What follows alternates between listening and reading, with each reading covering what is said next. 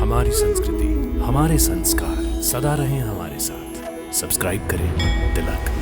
नहीं युवराज, मैं ये भी वचन देता हूँ कि जब तक 8 संतानों का जन्म नहीं हो जाता, हम दोनों मथुरा छोड़कर नहीं जाएंगे।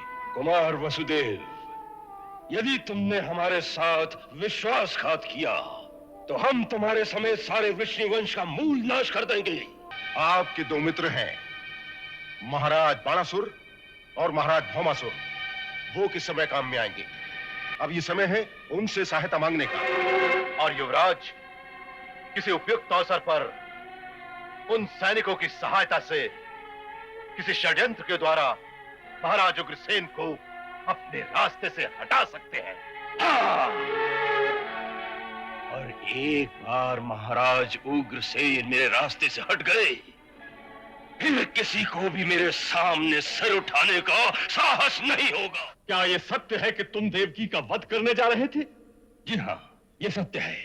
तुम्हें लज्जा नहीं आती इस बात को स्वीकार करते हुए? मैंने आपको वचन दिया था कि देवकी की प्रत्येक संतान को मैं आपके हवाले कर दूंगा। हमारी शत्रु तो देवकी की 8वीं संतान है, फिर हम एक निरीह नन्हे बालक की हत्या का पाप अपने सर क्यों उठाएं? युवराज, इन 5 उंगलियों में से पहली कौन सी और 5वीं कौन सी? बहुत शक्ति दिखा रहा था है? तुम्हारे बुढ़ापे पर मुझे दया आती है। मुझे किसी राजद्रोही की दया नहीं चाहिए। आप समय व्यर्थ मत गंवाएं। आइए, मैं आपको गुप्त मार्ग दिखाता हूं। आइए, आप इस गुप्त द्वार से तुरंत निकल जाएं। हमारी चिंता न करें, तुरंत निकल जाएं। जाइए। ये आप क्या कर रहे हैं बड़े भैया? ये आपकी छोटी बहन है, पुत्री के समान है। अभी अभी अपने हाथों से आपने इसका विवाह किया है। हट जाओ वसुदेव, मैं अपनी मृत्यु के इस मूल कारण को अभी मिटा देता हूं। यदि तुम्हें अपने प्राण प्यारे हैं तो मेरे सामने से हट जाओ। युवराज, ये मत भूलिए कि ये मेरी पत्नी है और इसकी रक्षा करना मेरा धर्म है। मैं अपने प्राण देकर भी अपने इस धर्म की रक्षा करूंगा। आप जो करने जा रहे हैं वो पाप है। आप जैसा शूरवीर ऐसा जघन्य कुकर्म कैसे कर सकता है? एक तो स्त्री, फिर आपकी बहन, ऊपर से नवविवाहिता। इसकी हत्या करना धर्म के विरुद्ध है। मनुष्य का सबसे बड़ा धर्म है अपने प्राणों की रक्षा करना। जब अपने प्राण संकट में हो तो मनुष्य अपने बचाव के लिए कुछ भी करे, वो अधर्म नहीं होता। इसीलिए जो मेरी मृत्यु का कारण हो सकती है वो जीवित नहीं रहेगी, क्योंकि कंस नहीं मर सकता। कंस कभी नहीं मर सकता। संसार में ऐसा कोई नहीं है जो कभी नहीं मरता। यदि मेरे और देवकी के प्राण लेने से आप अमर हो सके, काल की पकड़ से बाहर निकल सके, तो हम दोनों इसी क्षण अपने प्राण आप पर न्यौछावर कर देते। परंतु प्रकृति का यही नियम है कि जन्म लेने के साथ ही प्रत्येक जीव की मृत्यु भी जन्म ले लेती है। उसका काल निश्चित हो जाता है। इसीलिए आप जैसे शूरवीर को ऐसा जघन्य कुकर्म नहीं करना चाहिए जिससे संसार में लोक निंदा हो और परलोक में जाकर अधोगति प्राप्त होकर घोर नरक में जाना पड़े। मुझे लोक निंदा और नरक का भय न दिखाओ। कंस कभी भयभीत नहीं होता। तो फिर इस अबला से इतना भय क्यों? ये बेचारी तो आपको मार भी नहीं सकती। परंतु इसकी संतान, सुनी नहीं तुमने आकाशवाणी? ठीक है, देवकी से कोई आपको भय नहीं। भय है तो केवल इसकी संतान से, जैसा कि आकाशवाणी ने कहा। तो मैं आपको वचन देता हूं, देवकी को छोड़ दीजिए। मैं महाराज शूरसेन का पुत्र वसुदेव प्रतिज्ञा करता हूं कि देवकी की प्रत्येक संतान को जन्म लेते ही मैं स्वयं अपने हाथों से लाकर आपको सौंप दूंगा। फिर आप चाहें तो इसका नाश कर सकते हैं, मुझे कोई आपत्ति नहीं होगी। मुझे धोखा देकर मथुरा से भाग जाना चाहते हो? नहीं युवराज, मैं ये भी वचन देता हूं कि जब तक 8 संतानों का जन्म नहीं हो जाता, हम दोनों मथुरा छोड़कर नहीं जाएंगे।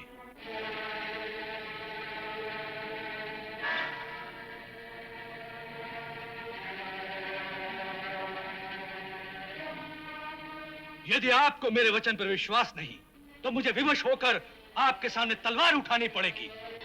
और मेरे तलवार उठाने का अर्थ है कि सारे वृष्णिवंश की तलवारें उठ जाएंगी। फिर जिस एकता के लिए महर्षि गर्ग ने इस विवाह का प्रस्ताव रखा, वो एकता खंड खंड हो जाएगी। हमें इसका विश्वास कैसे हो कि तुम अपने वचन का पालन करोगे? 8वीं संतान तो बहुत दूर की बात है। इसकी परीक्षा तो पहली संतान के जन्म पर ही हो जाएगी। सारा संसार जानता है कि मैं कभी असत्य वचन नहीं कहता। मेरा विश्वास कीजिए बड़े भैया, मैं अपने वचन का पालन करूंगा।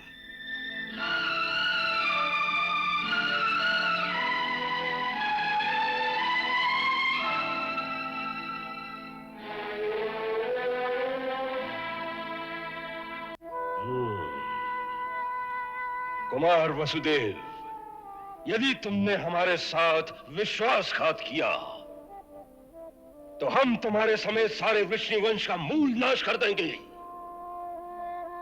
और तुम जानते हो कि कंस में इतनी शक्ति है। सेना नायक। जी राजकुमार। इन दोनों को कुमार के भवन तक पहुंचा दो और उस भवन के चारों ओर सेना के प्रहरी खड़े कर दो।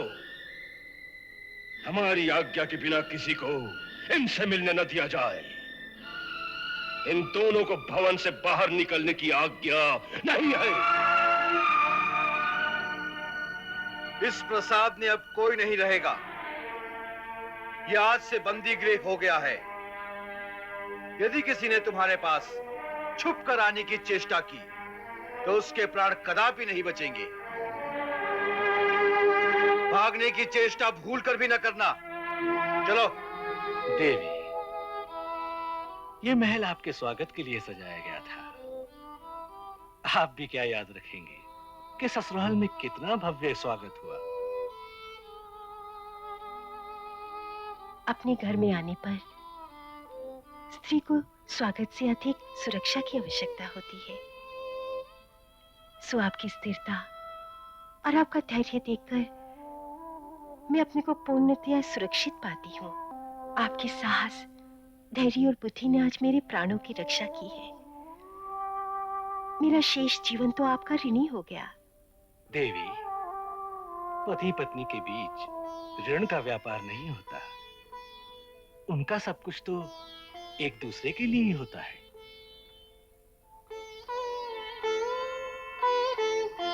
आप सचमुच महान हैं। ये झूठ है। हमें विश्वास नहीं होता कि कंस ऐसा नीच कर्म करने की सोच सकता है। अपने हाथों अपनी छोटी बहन का वध करेगा? नहीं, वो तो उसे सबसे अधिक प्रेम करता है। महामंत्री, आपकी सूचना सत्य नहीं हो सकती। क्षमा करें महाराज, ये सारा कांड अंगरक्षक सैनिकों के सामने हुआ है, कोई एकांत में नहीं हुआ। इसलिए ये सूचना मिथ्या नहीं हो सकती। ठीक है, हमने उसे बुलवा भेजा है, अभी पता चल जाएगा। आपने मुझे बुलाया महाराज? हाँ। क्या यह सत्य है कि तुम देवकी का वध करने जा रहे थे? जी हाँ, यह सत्य है। तुम्हें लज्जा नहीं आती इस बात को स्वीकार करते हुए? ऐसा महापाप कोई सोच भी नहीं सकता। एक स्त्री, फिर बहन, उस पर तलवार उठाते हुए तुम्हारे हाथ नहीं कांपे? धर्म धर्म का कोई विचार नहीं आया तुम्हें? सबसे बड़ा धर्म है अपने प्राणों की रक्षा करना। इसलिए यदि मुझे किसी से भी अपने प्राणों का भय होगा, चाहे वो स्त्री हो या बालक, उसका वध करना ही मेरा सबसे बड़ा धर्म है। ऐसे जघन्य पाप का केवल संकल्प करने पर हम तुम्हें प्राणदंड भी दे सकते हैं। हमारी दया और पितृस्नेह का अनुचित लाभ उठाने की चेष्टा कभी न करना। लाभ मैं नहीं उठा रहा हूं महाराज, मेरा लाभ आप उठा रहे हैं। आप जानते हैं कि जब तक कंस है तब तक मथुरा का राज्य सुरक्षित है। इसलिए हम तुम्हारी हर अनुचित बात मान लेंगे। नहीं कंस, ये तुम्हारी भूल है। हम राज्य को सुरक्षित रखना चाहते हैं, परंतु धर्म के राज्य को, पाप के राज्य को नहीं।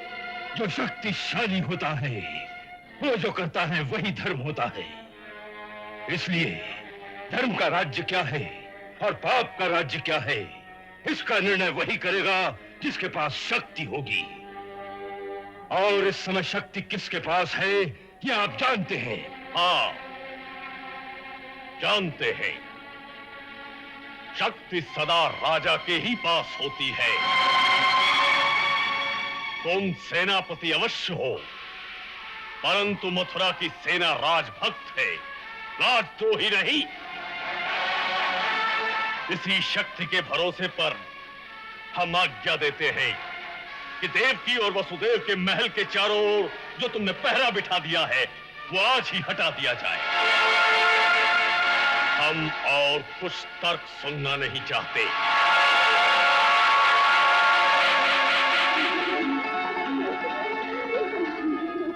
श्वेतपाल जी, स्वामी तुम लोग अंदर कैसे आ गए? सैनिकों ने तुम्हें रोका नहीं? स्वामी, महाराज उग्रसेन ने कड़ी आज्ञा दी है कि आपके भवन से तुरंत सैनिकों को हटा लिया जाए और आपको स्वतंत्र कर दिया जाए।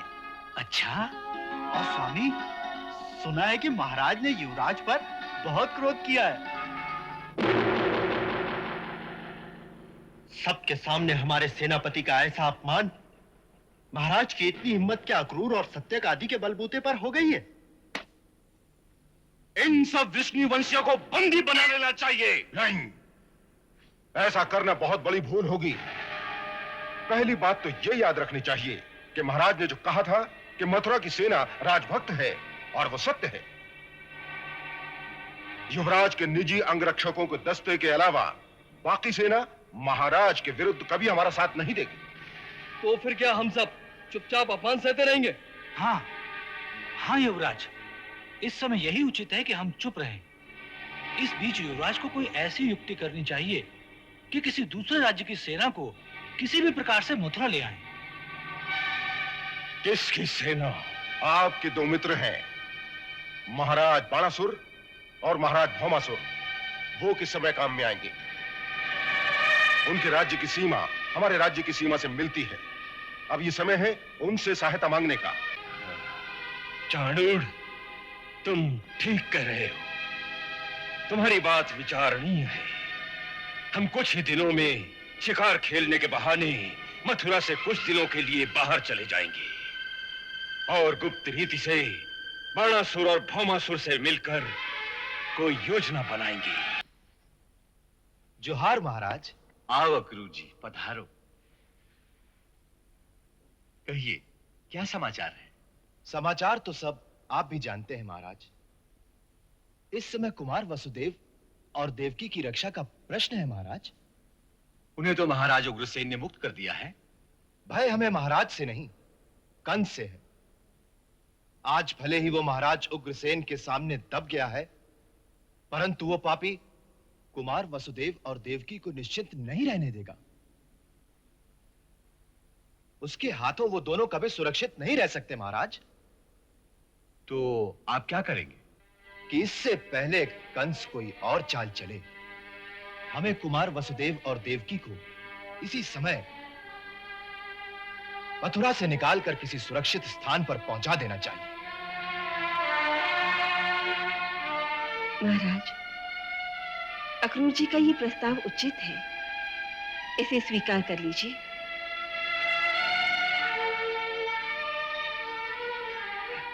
अच्छी बात है।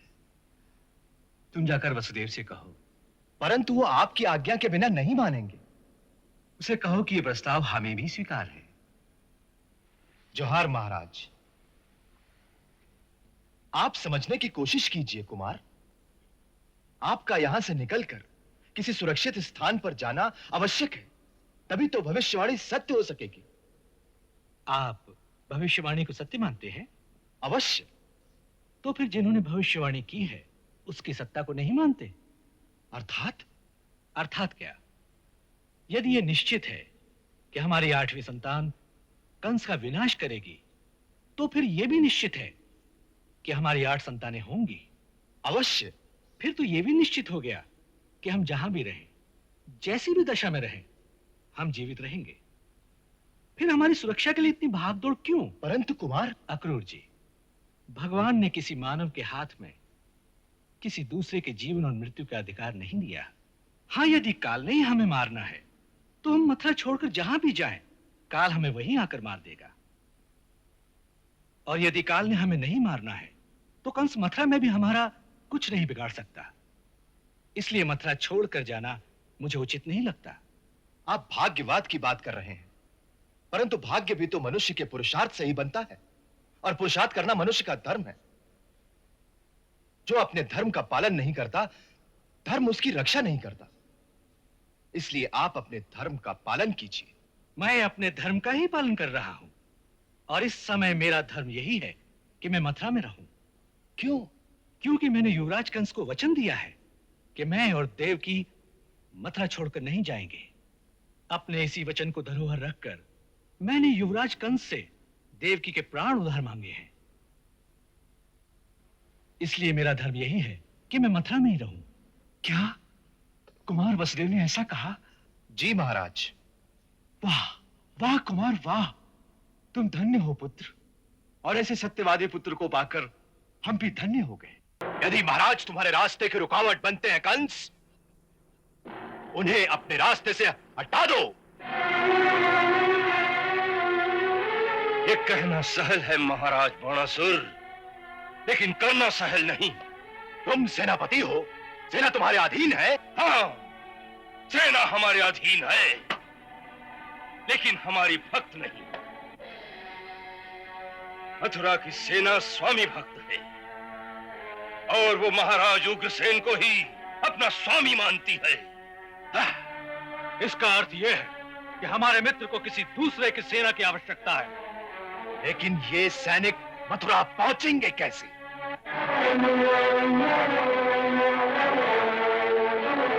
इसके लिए एक तरीका यह है कि हमारे सैनिक वेश बदलकर छोटी छोटी टुकड़ियों में मथुरा पहुंच जाएं और तुम्हारे उस महल के तहखाने में इकट्ठे हो जाएं। और युवराज किसी उपयुक्त अवसर पर उन सैनिकों की सहायता से किसी षड्यंत्र के द्वारा महाराज उग्रसेन को अपने रास्ते से हटा सकते हैं। हाँ। और एक बार महाराज उग्रसेन मेरे रास्ते से हट गए, फिर किसी को भी मेरे सामने सर उठाने का साहस नहीं होगा। कंस एक काला नाग है। जैसे नाग अपना बदला लेना नहीं भूलता, उसी प्रकार कंस भी अपने इस अपमान का बदला लिए बिना नहीं छोड़े। इसीलिए यह आवश्यक है कि हम कंस की हर चाल पर नजर रखें। मेरे गुप्तचरों ने सूचना दी है कि इस समय कंस महाराज बाणासुर की राजधानी में है, जहां उसके कुछ मित्र राजा इकट्ठा होकर मंत्रणा कर रहे हैं। क्या इसका अर्थ यह है कि सब मिलकर मथुरा पे चढ़ाई कर देंगे? नहीं, इतनी जल्दी नहीं, क्योंकि वो हमारी सेना की शक्ति को अच्छी तरह से जानते हैं। वो ऐसी मूर्खता कभी नहीं करेंगे। फिर मुझे डर है कि खुल्लम खुल्ला युद्ध करने की जगह वो लोग कोई षड्यंत्र रचेंगे।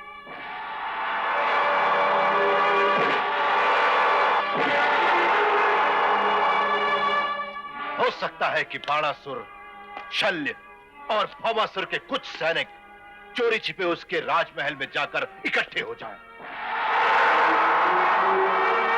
अवश्य हो सकता है। इसलिए सबसे पहला काम यह करो कि मथुरा में प्रवेश करने के सभी द्वारों पर तुम लोग वेश बदलकर बैठ जाओ, और जो कोई भी बाहर से आए उस पर कड़ी नजर रखो कि वो क्या करता है, कहां जाता है, देखते रहो। और याद रखो, यदि इसमें चूक गए तो अवसर पाकर वो काला नाग अवश्य महाराज उग्रसेन को टच लेगा। सुना है कि वसुदेव जी की पहली संतान का जन्म होने वाला है, और युवराज कंस का कहना है कि वो उनकी किसी भी संतान को जीवित नहीं छोड़ेगा। क्या हम सारे यदुवंशी सरदार अपने एक साथी पर ऐसा अत्याचार होते चुपचाप बैठे देखते रहेंगे? नहीं, हमें चुपचाप नहीं रहना है। फिर भी इस बात को नहीं भूलना है कि इस समय कंस की शक्ति बहुत बड़ी हुई। उधर भौमासुर और बाणासुर जैसे दैत्यों की मित्रता से उसका साहस चौगुना हो चुका है। उसका खुले बंदी प्रतिवाद करना संभव नहीं। तो फिर बेहतर है कि चूड़ियां पहनकर बैठा जाए। आज ये अत्याचार वसुदेव जी पर हुआ है, कल वो आप पर, हम पर, किसी पर भी हो सकता है। और मुझे तो ऐसा ही लगता है कि वो एक एक करके हम सबकी दशा भी राजकुमार वसुदेव जैसी कर देगा।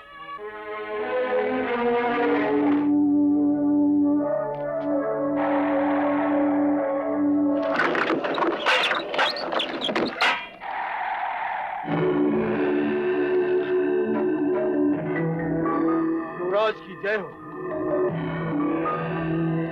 क्या कारण है कि इतने महीनों में केवल इतने सैनिक ही इकट्ठे हुए? हाँ? युवराज, ऐसा लगता है कि मथुरा के यदुवंशी सरदारों को इस बात का संदेह हो गया है कि भेष बदलकर आपकी सहायता के लिए कुछ लोग बाहर से आ रहे हैं। इसलिए उन्होंने नगर में प्रवेश करने के हर द्वार पर कड़ा पहरा लगा दिया है। हर नया आदमी जो नगर में आता है, गुप्तचर उसके पीछे लग जाते हैं कि कौन कहां जा रहा है। इसलिए हमारे सैनिकों को कई कई दिन लग जाते हैं इन गुप्तचरों की नजर बचाकर यहां तक पहुंचने में।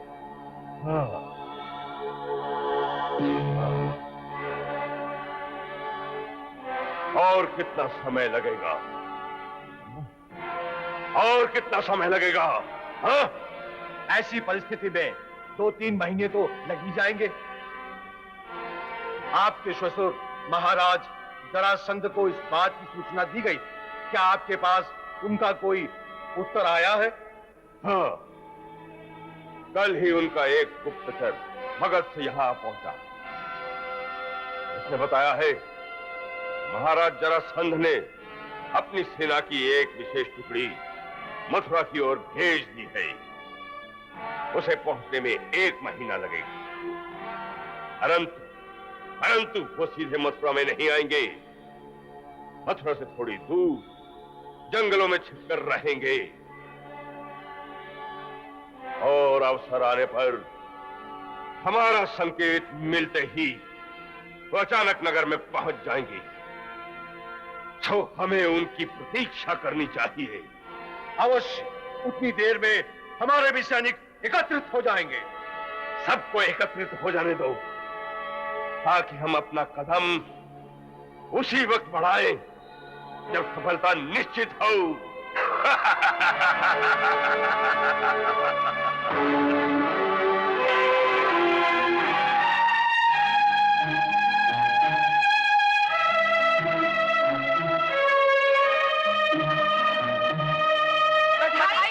बधाई हो महाराज, बधाई हो। देवी देवकी जी ने एक पुत्र को जन्म दिया है। मैं महाराज शूरसेन का पुत्र वसुदेव प्रतिज्ञा करता हूँ, देवकी के प्रत्येक संतान को जन्म लेते ही मैं स्वयं अपने हाथों से लाकर आपको सौंपूंगा।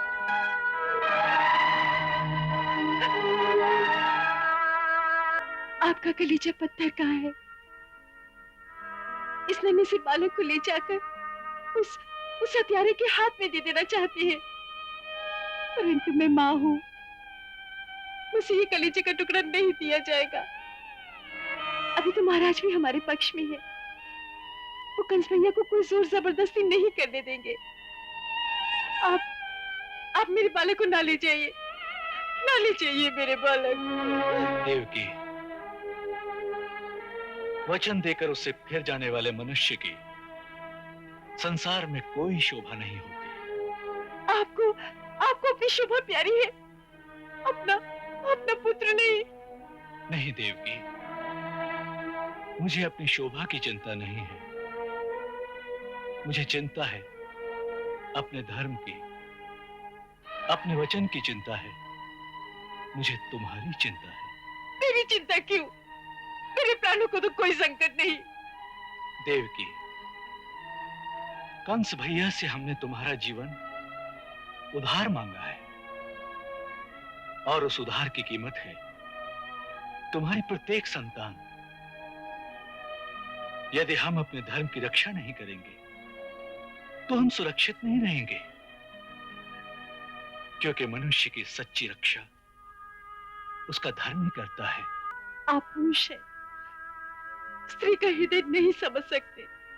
नहीं देवकी, यदि तुम ये समझती हो कि अपने पुत्र को अपने ही हाथों मृत्यु के मुंह में धकेलते हुए मुझे कोई पीड़ा नहीं हो रही, तो ये तुम्हारी भूल है। परंतु धर्म का मूल जीवन और मृत्यु से कहीं अधिक होता है, ये तुम्हें नहीं भूलना चाहिए।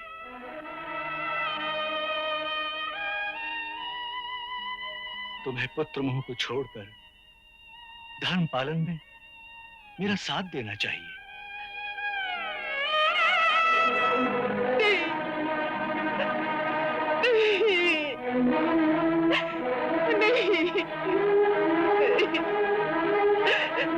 नहीं,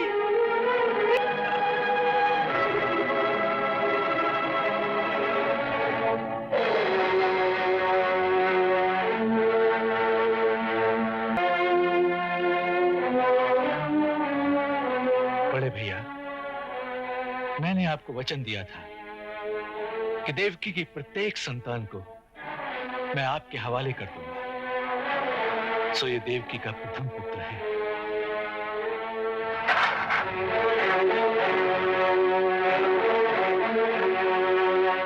इसे स्वीकार कीजिए।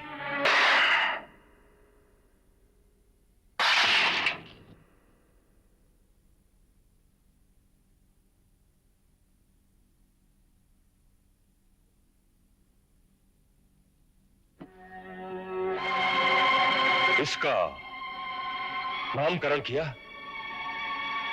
जी। क्या नाम रखा है इसका? कीर्तिमान। कीर्तिमान?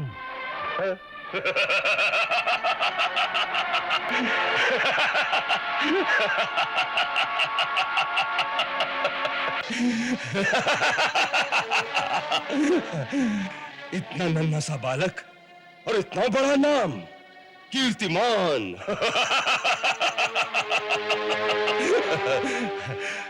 वसुदेव, हम तुम्हारे प्रतिज्ञा पालन से प्रसन्न हैं। तुम सचमुच सत्यव्रत हो। लो, इसे वापस ले जाओ। हाँ।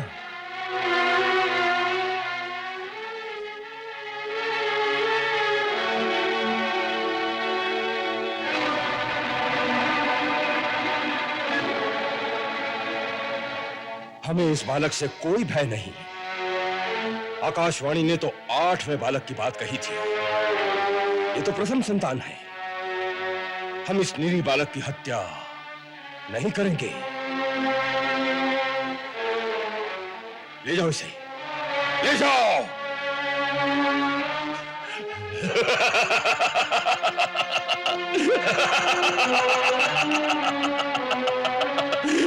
ले जाओ।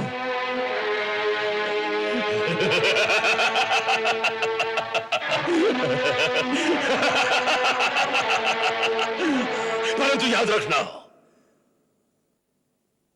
जब तक अपना वचन पालते रहोगे तब तक हमारी दया के पात्र रहोगे, अन्यथा नहीं। ले जाओ इसे, ले जाओ।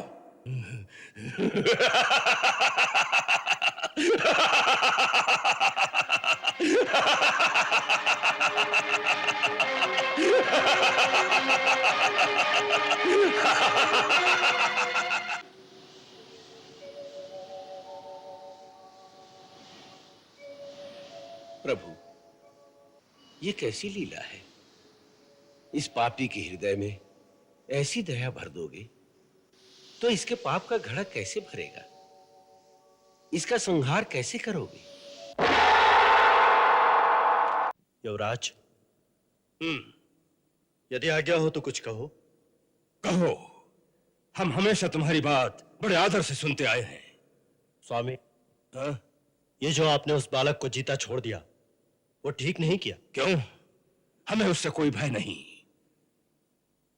हमारी शत्रु तो देवकी की 8वीं संतान है। फिर हम एक निरीह नन्हे बालक की हत्या का पाप अपने सर क्यों उठाएं? युवराज, इन 5 उंगलियों में से पहली कौन सी और 5वीं कौन सी?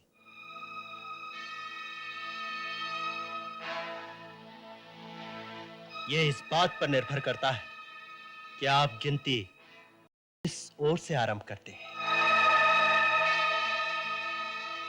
किसी फूल की यदि 8 पंखुड़ियां हो तो उनमें से प्रत्येक पंखुड़ी 8वीं हो सकती है।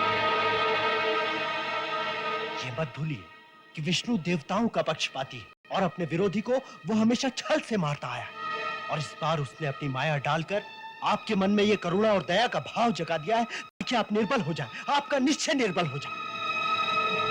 हाँ।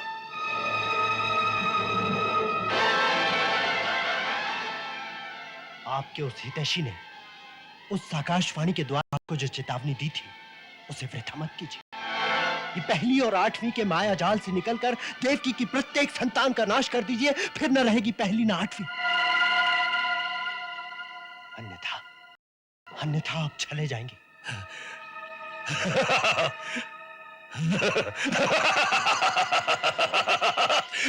तुम ठीक कहते हो, तुम ठीक कहते हो। हम किसी से भी अपना छल होने नहीं देंगे। अब देवकी की कोई संतान जीवित नहीं रहेगी। कोई संतान जीवित नहीं रहेगी।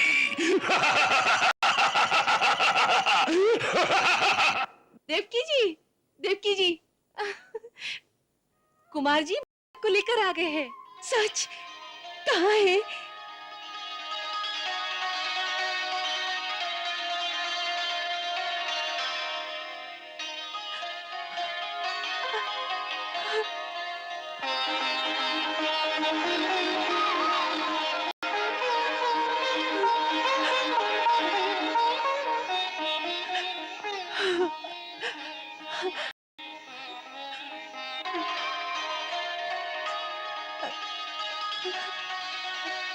भैया ने हाँ,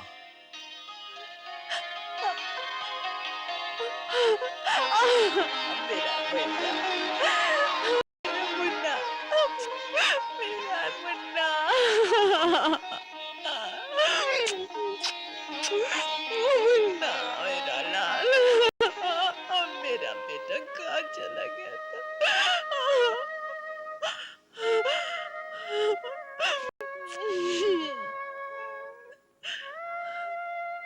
देवी, बालक से इतना मोह अच्छा नहीं।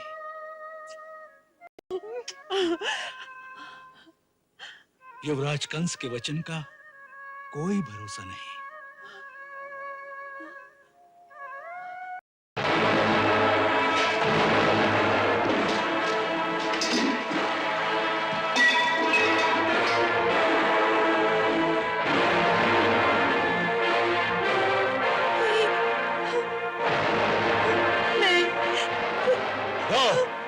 सपोलियों को मेरे हवाले कर दो। नहीं, मैं नहीं दूंगी। कैसे नहीं दोगी? छोड़ दो। मैं कहता हूँ छोड़ो। छोड़ दो। नहीं। मैं कहता हूँ छोड़ो। छोड़ दो। छोड़ो। छोड़ दो मेरे बच्चे। छोड़ो। छोड़ दो भैया। छोड़ दो भैया, दया करो। छोड़ो भैया, दया करो। छोड़ो। छोड़ो मेरे बच्चे को छोड़ दो। छोड़ दो। मेरे बच्चे को छोड़ दो। भैया नहीं मारो मेरे बच्चे को। भैया दया करो। भैया मेरे को बचाओ। भैया, भैया नहीं मारो मेरे बच्चे को। मेरे लाल को मत मारो।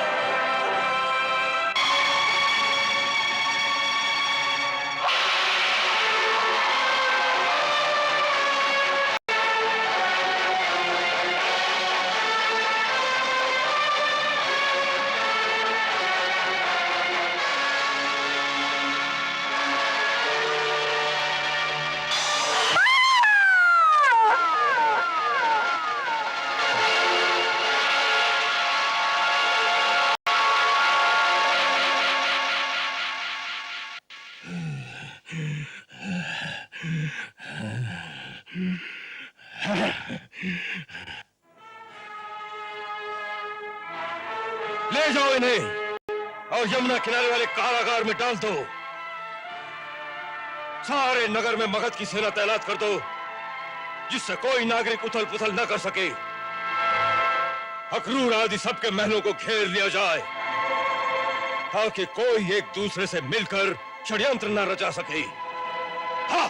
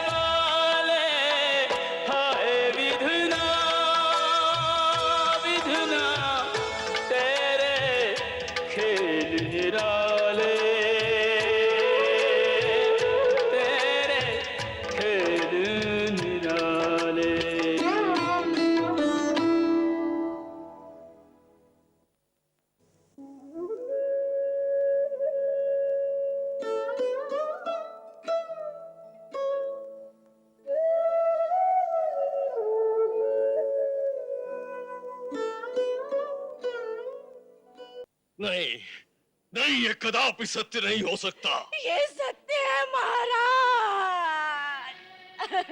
दुर्भाग्य से यही सत्य है।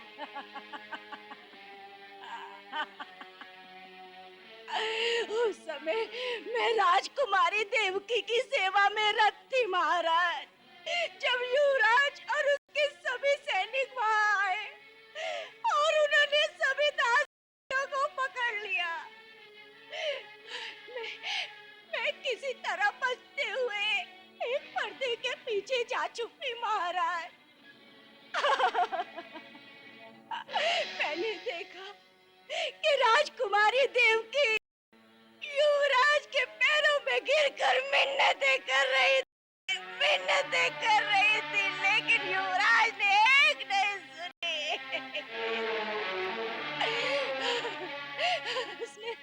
उसने नन्हे से बालक को पैरों से पकड़कर उसके नन्हे से सर को एक बड़े से संदूक पर दे पटका मारा।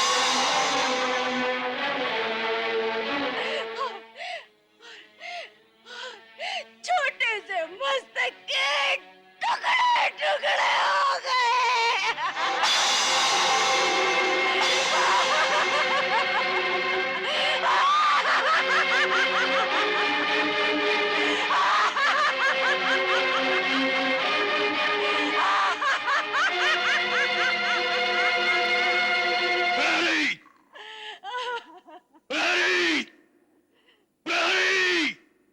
जी महाराज।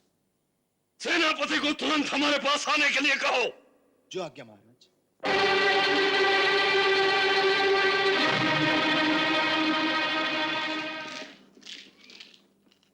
वसुदेव के महल से किसी भी व्यक्ति को बाहर मत निकलने देना, जिससे यह सूचना लोगों तक न पहुंचे। नगर में चारों ओर अपने आदमी फैला दो, लोगों को कहीं भी इकट्ठे मत होने देना। जो आज्ञा। और तुम राजमहल में गुप्तचरों से संपर्क स्थापित करो कि वहां क्या हो रहा है, महाराज किस अवस्था में है, और वहां थोड़ी सी भी हलचल हो तो तुरंत हमें सूचना दो, समझे? जी। हाँ।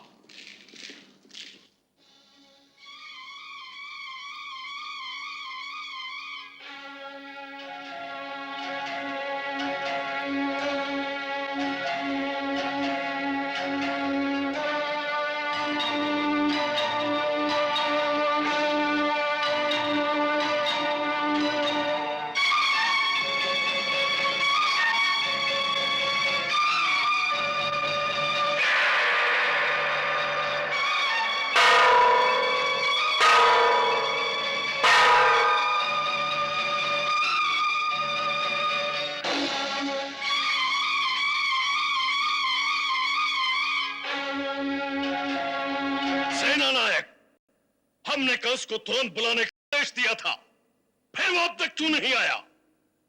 क्या हमारा आदेश उस तक नहीं पहुंचा?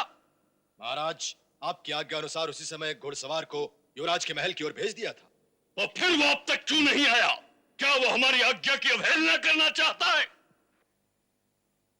वीरसेन, तुम स्वयं अपने सैनिक ले जाकर उसे बंदी की भांति पकड़कर हमारे सामने उपस्थित करो। वो राज्य का अपराधी है। सैनिक भेजने का कष्ट न करें महाराज।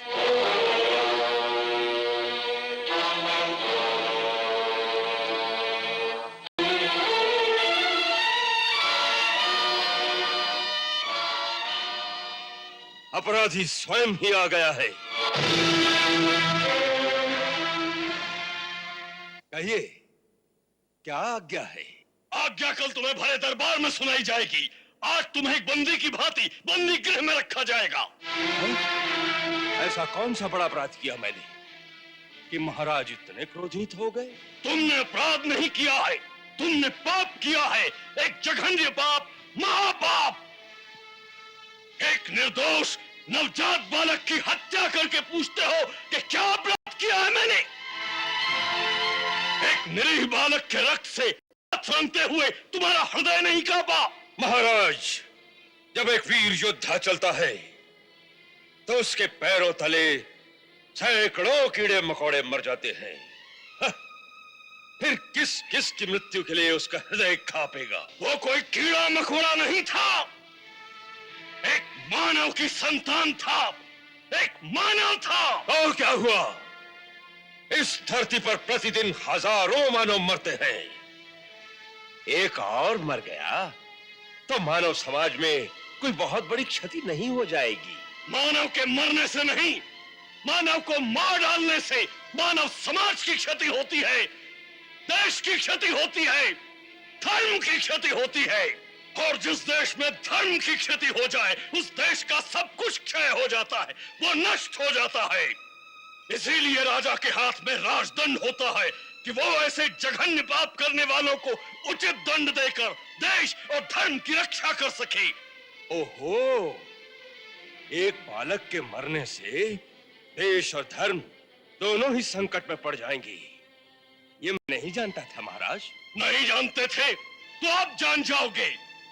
अरे इस साम्राज्य के प्रधान सेनापति होने के नाते तुम्हारा कर्तव्य था न्याय, धर्म और प्रजा की रक्षा करना, परंतु तुमने अपने इस कुकर्म से अपने देश, अपने धर्म, यहां तक कि मानव जाति को कलंकित कर दिया।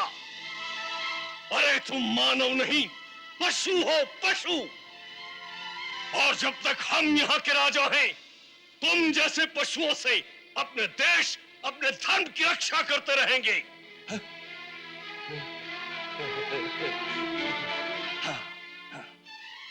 तो उसका एक ही सहल रास्ता है महाराज कि आप राजा ही न रहे।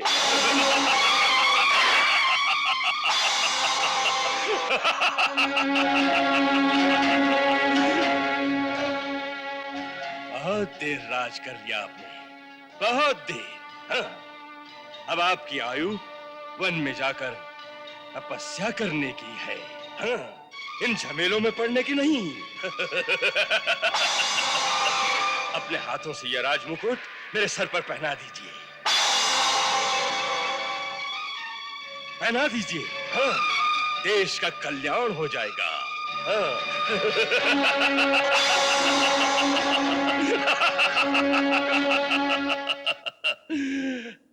कंस, याद है तुमने एक बार कहा था कि राज्य कोई खीर नहीं जो भूखों में बांट दी जाए। हाँ, उसी प्रकार ये राजमुकुट को खिलौना नहीं जो एक जिद्दी बालक को खेलने के लिए दे दिया जाए। हाँ, इसे मस्तक पर धारण करने के लिए योग्यता होनी चाहिए। योग्यता शक्ति का दूसरा नाम है महाराज, और शक्ति, शक्ति केवल तलवार में है। ये राजद्रोही है, बंदी बना लो इसे। हाँ? जब कंस के हाथ में तलवार हो तो उसके सामने आने का वही साहस करता है जिसे अपने प्राणों का मोह नहीं रहा हो। अपने राजा की आज्ञा का पालन करना हमें अपने प्राणों से अधिक प्यारी है युवराज कंस, इसलिए हमें विवश न करिए, तलवार फेंक दीजिए।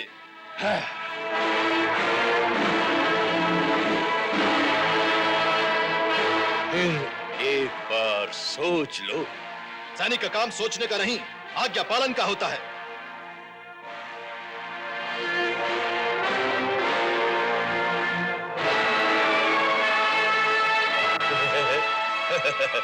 ठीक है, जैसी तुम्हारी इच्छा। बंदी बना लो इसे।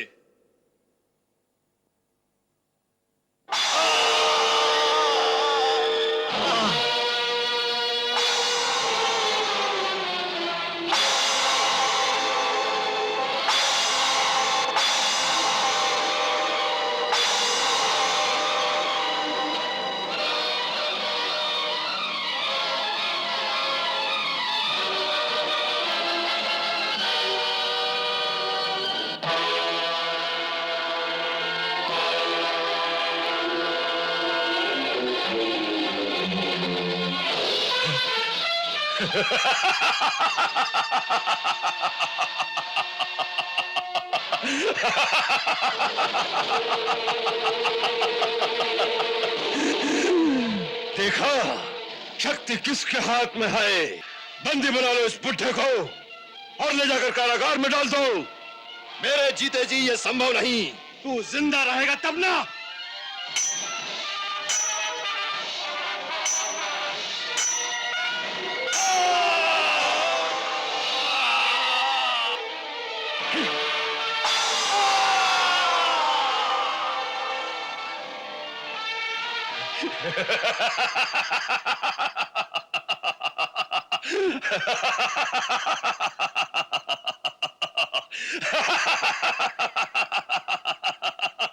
क्यों बुड्ढे, तू मुझे बंदी बनाना चाहता था ना?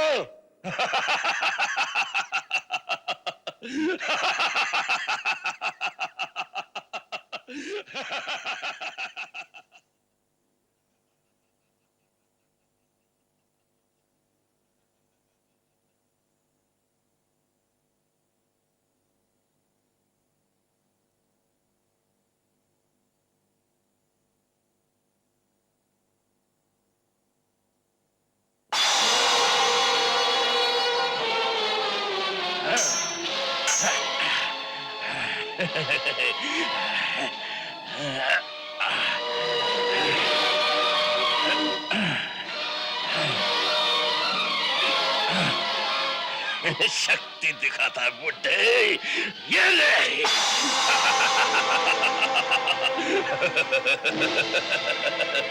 बहुत शक्ति दिखा रहा था है? तुम्हारे बुढ़ापे पर मुझे दया आती है। नहीं कंस, मुझे किसी राजद्रोही की दया नहीं चाहिए। मुझे तुम अपने हाथों मार दो ताकि मुझे वीर गति तो प्राप्त हो। वीर गति प्राप्त करना वीरों का काम है। तुम उसके योग्य नहीं हो। ले जाओ इसे मेरे सामने से।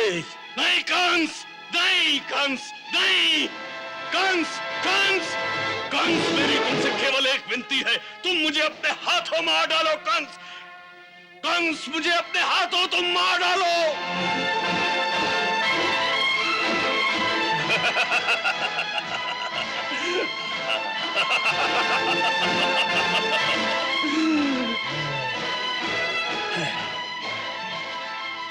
इसे महल की भीतर वाली कालकोठरी में डाल दो।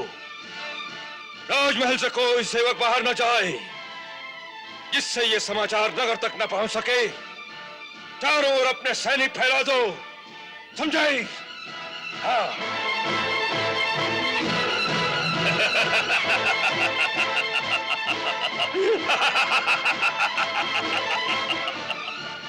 उठो, ले चलो इसे।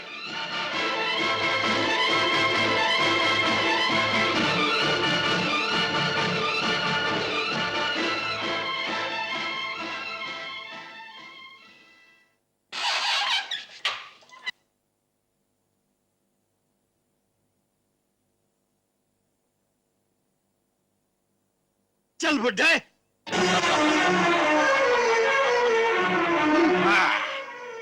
अब बाकी का जीवन इसी काल कोठरी में बीतेगा। यही तुम्हारा राजमहल है। इन दीवारों के पत्थर अब तुम्हारे सेवक हैं। चाहे सर फोड़ना, चाहे किसी को दंड की आज्ञा देते रहना। महाराज कितने दयालु हैं कि तुम्हें जीवित ही छोड़ दिया और घूमने फिरने के लिए इतना बड़ा तहखाना भी दे दिया।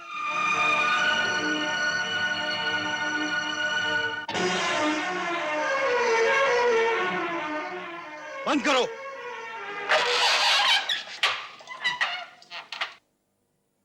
अब दोनों समय का भोजन तुम्हें इसी खिड़की से मिलता रहेगा।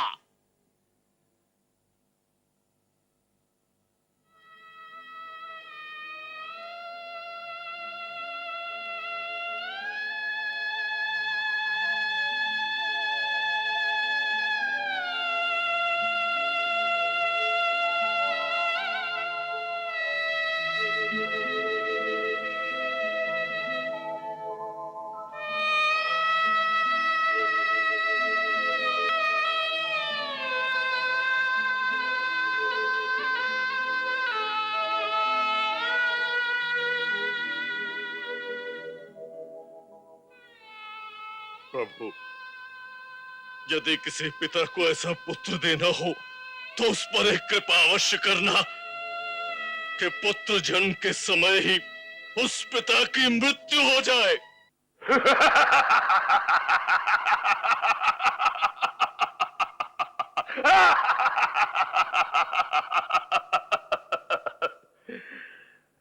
किसान से कहा कि इसे बंदी बना लो।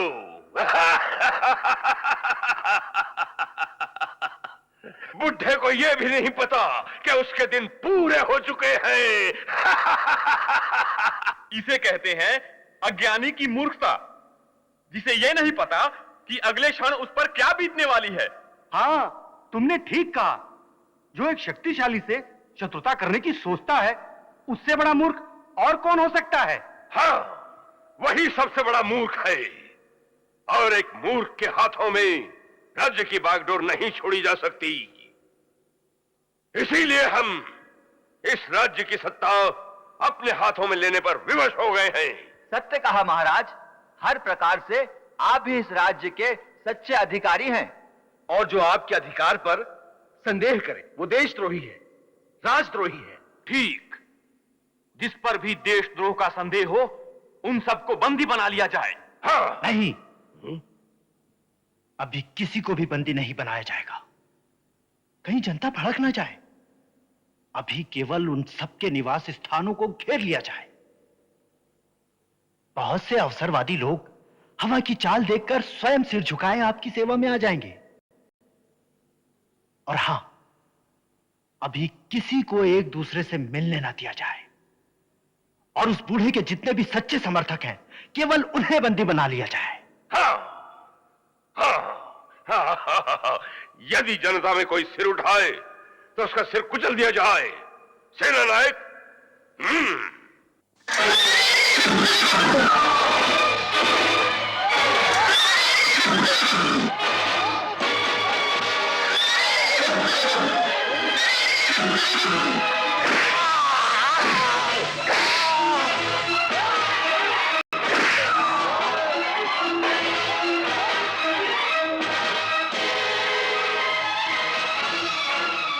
घेर लो मकानों को चारों ओर से।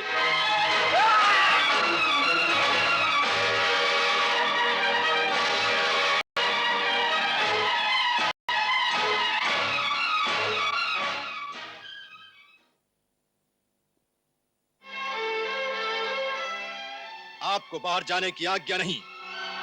क्यों? ये सब क्या है? कुछ नहीं, आपकी सुरक्षा के लिए किया जा रहा है। हमारी सुरक्षा? हाँ, बाहर से कुछ विद्रोही नगर में आ घुसे हैं। विप्लव की आशंका है, इसलिए महाराज ने आज्ञा दी है कि आप जैसे प्रमुख नागरिकों की सुरक्षा के लिए हमें आपके निवास स्थान पर पहरा देना है। इसलिए निश्चिंत होकर आप अंदर बैठे, हम हर प्रकार से आपकी रक्षा करेंगे। जाइए अंदर, जाइए।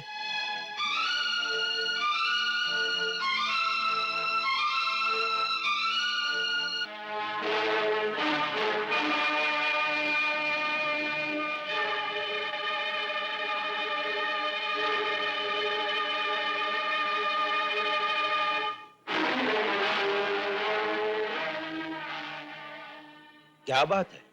महाराज ने तुम्हें बंदी बनाने की आज्ञा दी है। बंदी? हाँ, परंतु हम तो महाराज की राजपुरोहित हैं। राजपुरोहित थे, अब मगध से नए राजपुरोहित आ रहे हैं। ले चलो इसे।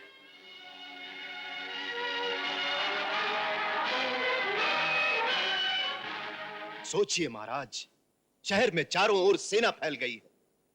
कुक्कुर वंशी, यादव वंशी, माधव वंशी और वृष्ण वंशी के सब सरदारों के निवास स्थानों को घेर लिया गया है महाराज। राजमहल तक पहुंचने के सारे मार्ग बंद कर दिए गए। ऐसा लगता है कि राजमहल में कोई बहुत बड़ा षड्यंत्र खेला जा रहा है। इसलिए उचित यही होगा कि आप समय रहते यहां से निकल जाइए। हम सब मथुरा में हैं। वातावरण साफ होते ही हम आपको सूचना देंगे। तब तक हमें आपकी सुरक्षा की चिंता है महाराज।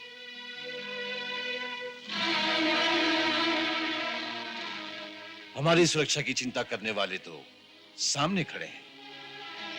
महाराज, सैनिकों की एक टुकड़ी हमारे महल को चारों ओर से घेर रही है। अब सोचिए महाराज। सोच लिया महाराज, आप वृषणवंशियों के राजा हैं। हम लोग इस संकट में आपको अकेला नहीं छोड़ सकते। इस समय आपको हमारी प्रार्थना मानकर यहां से कहीं दूर चले जाना चाहिए। हम राजा हैं, तो हमारे लिए और भी लज्जाजनक बात होगी कि वृषणवंशियों का राजा चोरों की भांति भाग गया। हम राजा की तरह जिए हैं तो राजा की तरह मरेंगे भी।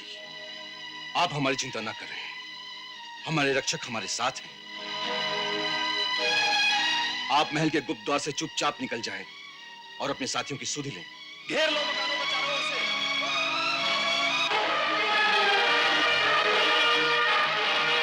महाराज, अक्रूर जी, आप समय व्यर्थ मत गंवाएं। आइए, मैं आपको गुप्त मार्ग दिखाता हूं। आइए।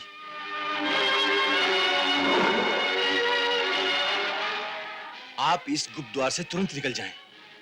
हमारी चिंता ना करें, तुरंत निकल जाएं। जाइए।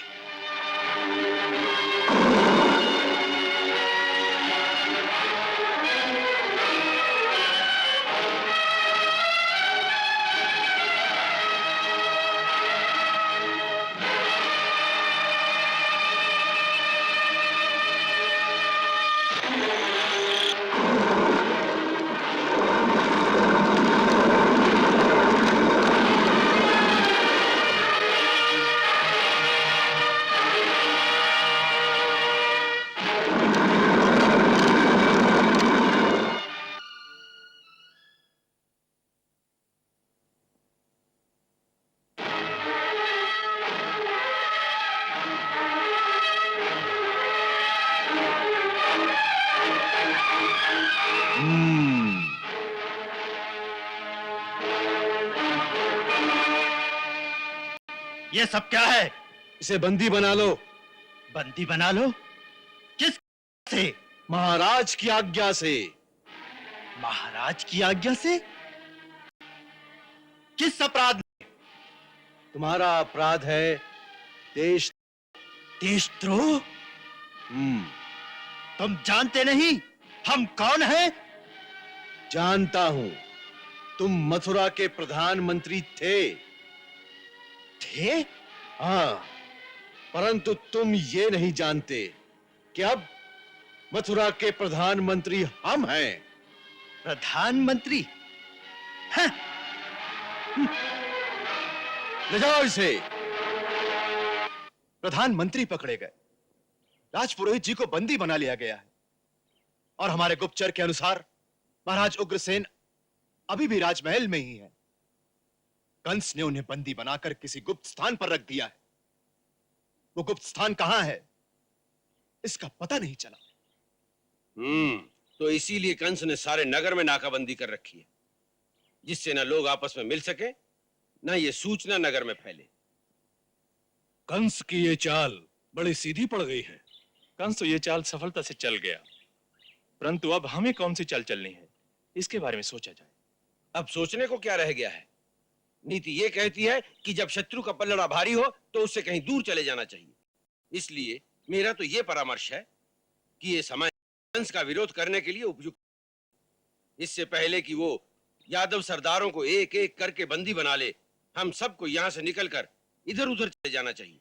हाँ, एक बात तुरंत चाहिए, जितनी जल्दी हो सके स्त्री और बच्चों को नगर से बाहर अपने अपने प्रांतों में भेज दो, क्योंकि मगध के सैनिकों का कोई भरोसा नहीं।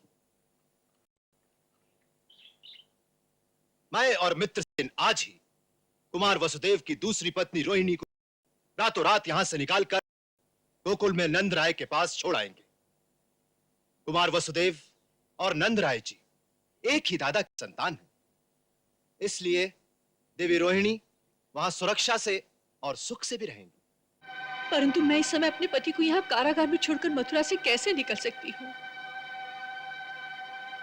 जाइए, अक्रूर जी से कह दीजिए मुझे यहीं पड़ा रहने दे। इस समय अपने पति के साथ तो नहीं, लेकिन इसी नगर में उनके निकट तो हूँ। देवी रोहिणी, आपके भाव बड़े उच्च और सराहनीय हैं, परंतु ये मत भूलिए कि आप इस समय हम वृषवंशुओं की रानी हैं। महाराज नजरबंद है, देवी देव की वसुदेव जी के साथ कारागार में है। इस संकट के समय आज आप ही आशा का ऐसा दीपक हैं जिसकी ओर देखकर समस्त यादवों की हिम्मत बंधी रहेगी। यादव जाति का मार्गदर्शन करने के लिए आपकी परम आवश्यकता है। संभव है ऐसा समय भी आ सकता है कि आपको यादव सेना का नेतृत्व करना पड़े। इसलिए इससे पहले कि कंस आपको भी बंदी बना ले, आपको यहां से निकल जाना चाहिए।